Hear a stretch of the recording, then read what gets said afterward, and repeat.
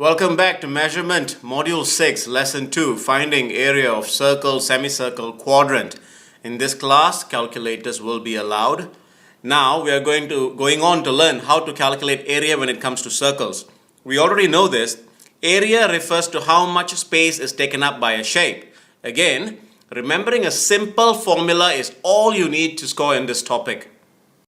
Let us define some of these terms. What is area of a circle? The amount of space. Let's draw this out actually. I think it'll be a lot beneficial if we draw it out.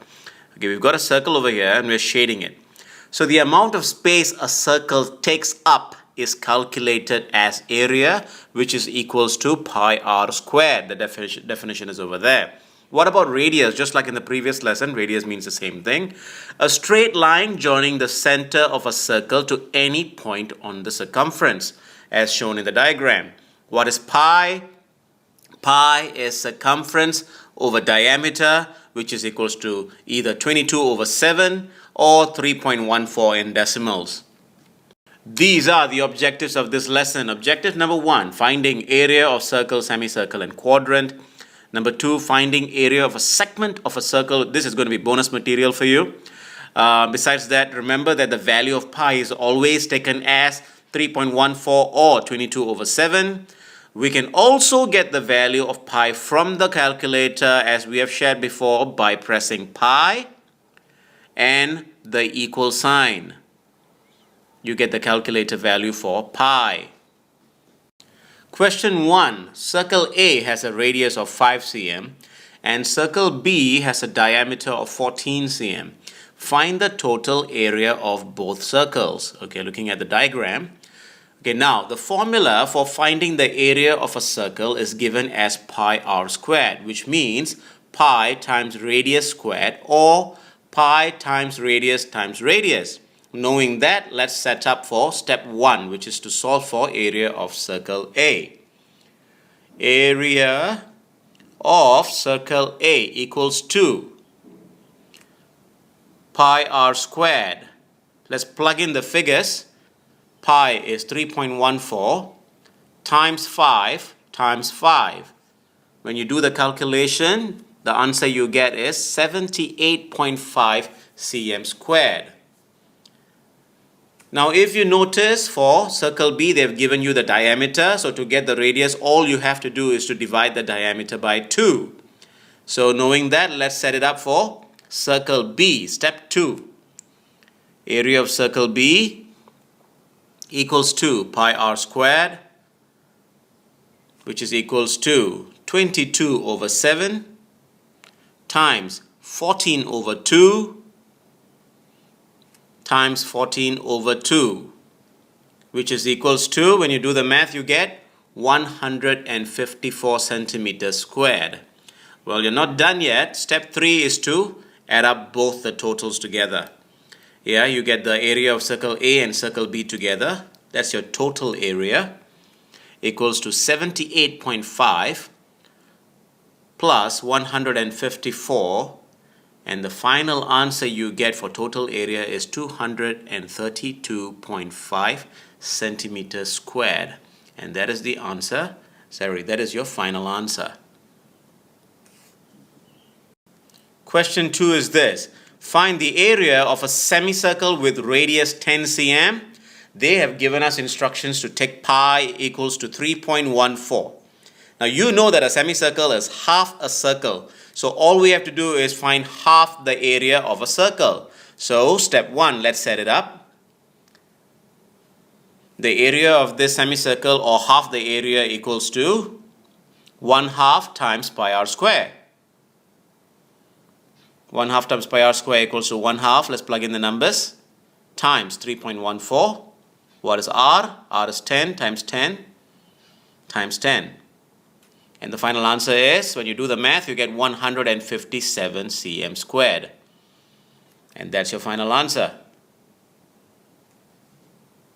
Question 3. Find the area of a quadrant with radius 12 cm. Giving your answer correct to 1 decimal place. Use the calculator value of pi. Look at the diagram carefully, the one shaded in green. You can see that the radius is 12 cm.